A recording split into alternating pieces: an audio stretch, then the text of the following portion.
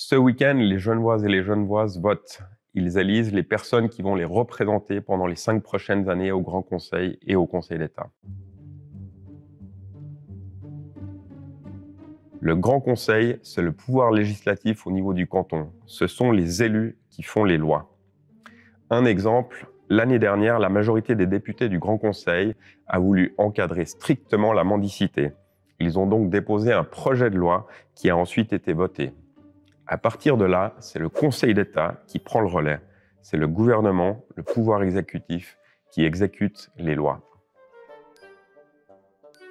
Cette année, 690 candidates et candidats, dont 268 femmes, se présentent au Grand Conseil. C'est un record. Tous se disputent les 100 sièges qui sont à pourvoir au sein de l'hémicycle. La plus jeune candidate a 18 ans, tandis que le doyen est âgé de 92 ans. Ces candidats sont répartis sur 12 listes que voici, et c'est aussi un record. La concurrence est d'autant plus féroce qu'il faut pouvoir réunir au moins 7% des suffrages pour pouvoir entrer au Grand Conseil. Tout résultat inférieur équivaut à une élimination pure et simple de l'échiquier politique. Entrer ou rester au Grand Conseil, c'est obtenir le droit d'exister sur la scène cantonale, proposer des lois, surveiller l'action de l'exécutif ou voter le budget du canton.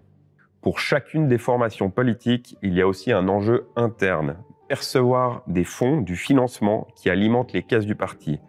Et cela, on l'obtient seulement si le parti réunit 7% des suffrages. Cette année, l'extrême gauche ainsi part divisée en 2 listes en raison de désaccords et pourrait disparaître de l'échiquier politique en n'atteignant pas ce quorum de 7%. À droite, la lutte est encore plus intense avec plusieurs partis qui disposent d'une toute petite marge si l'on se fie à leurs résultats obtenus en 2018. L'UDC, le MCG et le Centre.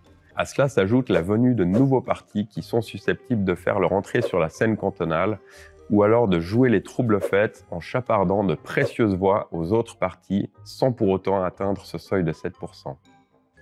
En revanche, les grands partis ne sont pas menacés. Pour le PLR, le Parti socialiste ou les Verts, qui atteindront ce seuil de 7%, l'enjeu est de conserver une force suffisante. Le 2 avril est aussi le premier tour pour l'élection au Conseil d'État. En lice, 23 candidats, c'est aussi un record, dont 8 femmes. Par ailleurs, 4 conseillers d'État sortants se représentent pour un nouveau mandat de 5 ans.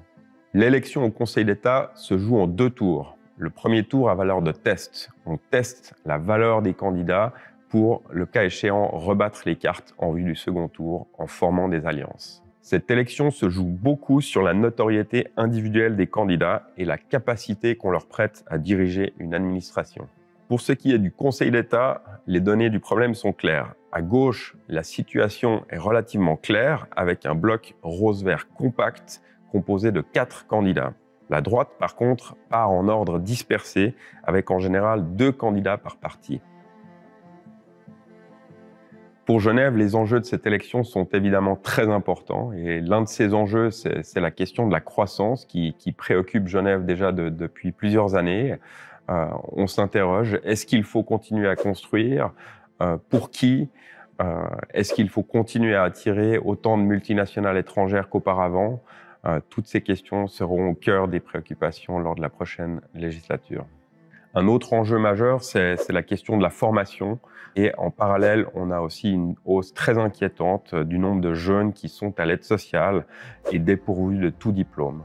Le troisième enjeu majeur pour Genève, c'est la fiscalité, avec d'importantes votations qui se profilent à l'horizon, et en particulier celle qui est une initiative qui demande de pouvoir taxer davantage les grandes fortunes. En résumé, il y a un important suspense autour de cette élection et la fébrilité est perceptible dans les états-majors des partis politiques qui se demandent de quoi sera fait leur avenir. On peut aussi signaler par ailleurs que cette élection cantonale constituera un signal important pour les élections fédérales qui se dérouleront cet automne.